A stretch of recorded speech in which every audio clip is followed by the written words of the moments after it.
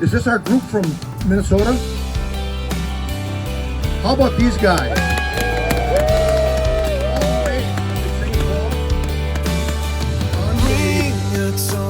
Well, we want to thank you all for being out here today. Bring a torch, come swiftly and run. Christ is born, tell the folk of the village. Jesus is sleeping in his cradle. Beautiful is the mother. Beautiful is the son. Bring a torch for the Prince of Peace. Joe Gigante, you know me as the regular Joe on WTAQ here. I want to thank everyone for coming and start with two very important words. Merry Christmas. That's what we say. Just by a quick show of hands so we know who's out here for the first time tonight for this event. Outstanding. That's fantastic. Thank you all very much for coming out tonight and being a part. Let's give them a round of applause for everybody here this evening. As we were walking over, I was telling Steve about, you all know who Mike Rowe is, Dirty Jobs, great guy. The other night, he was talking about the problems that have been caused with this concept of the non-essential person. And he brought up my favorite film as an example, which is truly the most pro-life film ever made, It's a Wonderful Life. And he focused in on the fact that the entire message of that movie is what difference every human life makes, how one life can change the course of so many others. Now, I don't know how many, I'm kind of a geek fan of the movie, so I don't know how many of you guys know this. That movie was created from a Christmas card. It was a poem in a Christmas card that was given to Frank Capra. The director received it from somebody and then loved it so much that that's where the film grew from. It came out of this poem, and the name of the poem was The Greatest Gift. And obviously life is the greatest gift. And that's why we're here tonight, because every life matters. Every human life is important. And every human life is essential. And unfortunately, the Packers have seemingly forgotten that. You know, we talk about, you go back and you look at the Ice Bowl, or you talk about Reggie White. I just drove on his road on the way over to Berkel's. Well, what if Reggie White had never lived? How would that have impacted the Packers? What if Brett Favre's mother decided he was inconvenient? He wasn't needed or wanted. And right now you have an organization whose entire identity has been built upon the simple fact that family values matter, that the Midwest mindset is real America, and now they're rejecting that. For what reason? To give money to an organization whose stock in trade is the murder of unborn children. And they try to give you a happy face. Well, this was outreach. No, it was outrage. There is no outreach. It should be outrage at what they're doing. And yet they continue to try to hide, thank you, in all that they're saying and not doing. They want to tell you that they think Black Lives Matter. Well, all lives matter. Doesn't matter your skin color. Every life matters.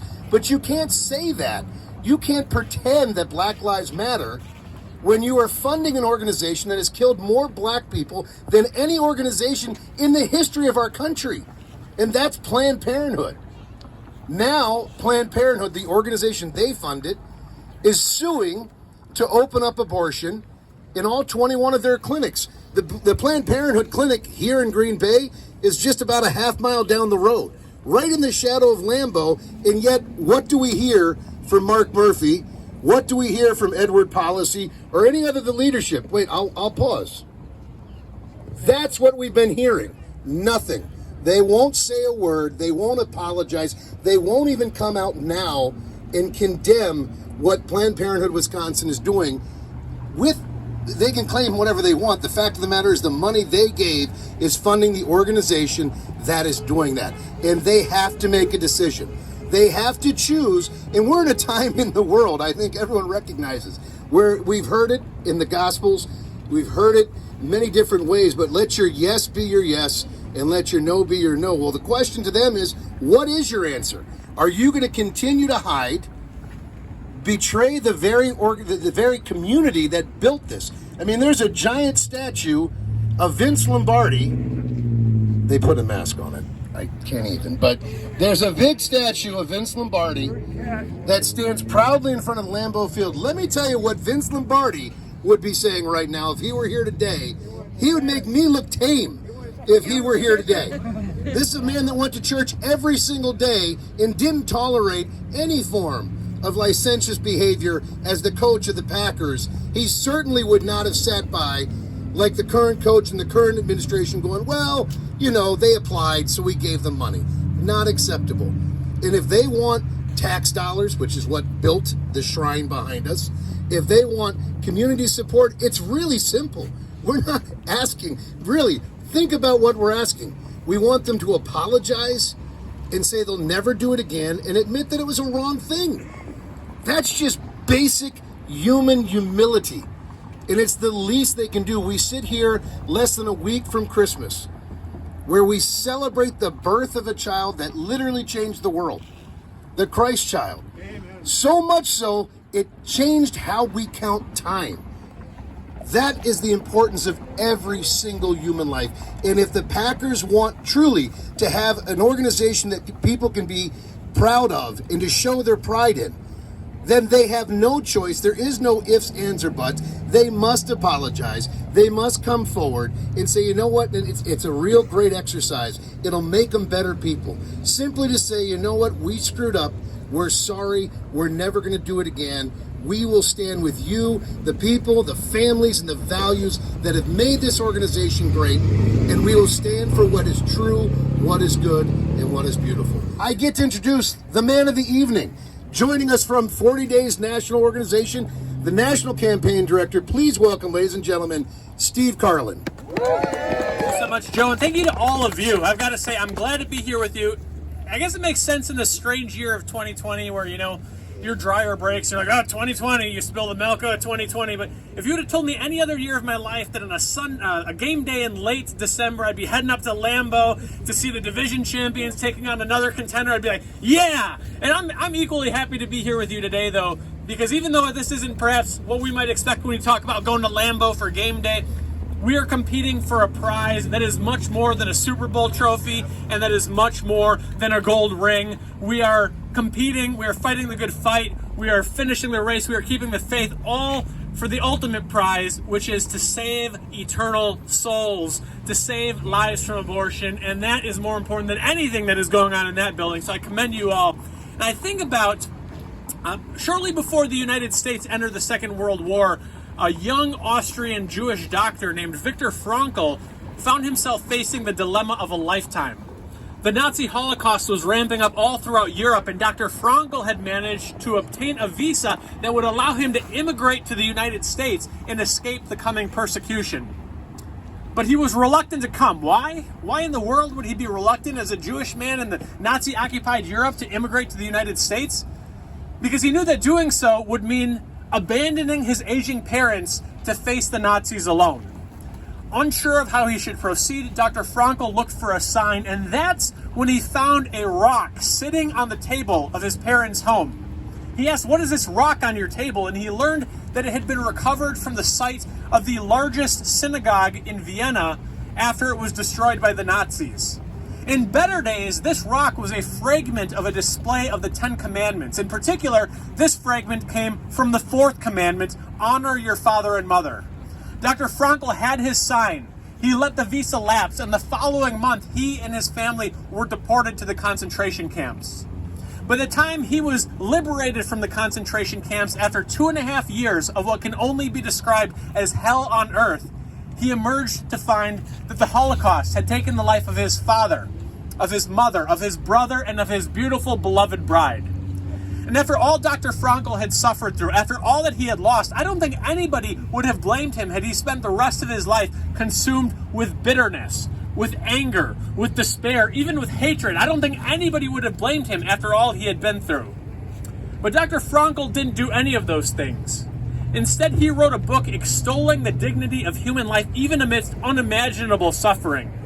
a book that he closed with the following words: "We have come to know man as he is. After all, man is that being who built the gas chambers of Auschwitz. But man is also that being who entered into those gas chambers with his head held high and the Lord's Prayer or the Shema Yisrael on his lips." And I share this story with you not so much because I want to compare or contrast the atrocities of one generation to the atrocities of our generation. I share this story because I firmly believe that Dr. Frankel's powerful words beautifully illustrate the type of hope that we need in our world today. The type of hope that we need in our nation today. The type of hope that we need in Green Bay, Wisconsin today. 75 years later, we have once again come to know man as he is. Man is that being who built the Planned Parenthood abortion facility. But man is also that being who, with nothing more than a prayer on your lips, will end abortion in our lifetimes. I don't think any of you will be surprised when I say that we are at a crossroads. We are living at a turning point. I don't know what the future holds. Everything is up for grabs. A year from now, perhaps we will be celebrating that the new Supreme Court Justice, Amy Coney Barrett, and the new pro-life majority in the Supreme Court has overturned Roe versus Wade at long last. And state by state, the dominoes are falling until we see abortion end once and for all in our country and then inevitably around the world. Or, amen, may it be done. May it be Lord's will. Or maybe next year at this time, an incoming hostile administration will have erased and unraveled years of hard-fought progress. I don't know, and that's the drama of our faith. Our Lord could end abortion in an instant if he wished, but he invites us, in his generosity and in his mercy, he invites us to be part of the solution to abortion. And that's why what we do matters in the days, weeks, months, and years ahead. The decisions that we make will make a difference between life and death for millions of children in our communities and in our country. It is, as President Reagan described, a time for choosing. This is the moment. What we do in the days, weeks, months, and years ahead will determine what that future looks like and whether we preserve this, the last best hope for mankind on earth, or whether we take that final step, as President Reagan said, into 1,000 years of darkness for our children, born and unborn. And that means that there's no room left for the mushy middle, right? The moderate, his day is done. The middle of the road, done. There's no room for that. You're either in favor of killing babies or of loving babies, and the Green Bay Packers need to make a decision on that front. I grew up a Packer fan like so many of you. I somehow married a Bears fan. My wife Laura at home is a Bears fan, and this was a source for many years of great amusement for me, because if we had an argument or, she's razzing me or something, I could always be like, hey, remember 4th and 7 Randall Cobb back in 2013? Or this is the one she really hated. Remember 10 years ago, right to go to the Super Bowl, and big BJ Raji scored that touchdown? He did the hand on the hip thing. I could just do that, and sleeping on the couch never felt so good.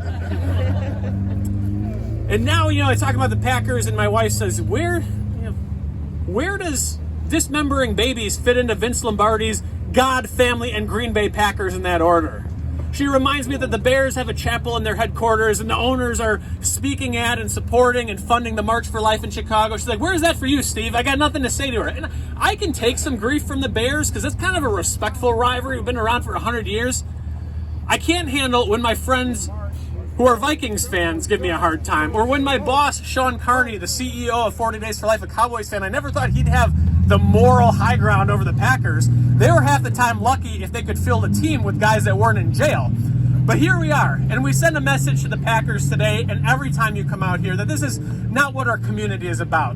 There's no place for Planned Parenthood in our community. You know what they're up to. You know that they're the leading abortion provider in our country. You know that they're the leading corrupter and sexualizer of innocent children. And you know now that they're fighting with their patrons, their benefactors in Congress to try to overturn the Hyde Amendment. It's bad enough that we taxpayers are paying more than $500 million each and every year to indirectly fund abortions. Now they want our tax dollars to go straight and directly toward abortion procedures, and we say no. And the Packers ought to say no. And now they're suing the state of Wisconsin. And I want to tell you just a little bit about what that's all about, because I know you've heard about it. I think it's important for us to get into the weeds, because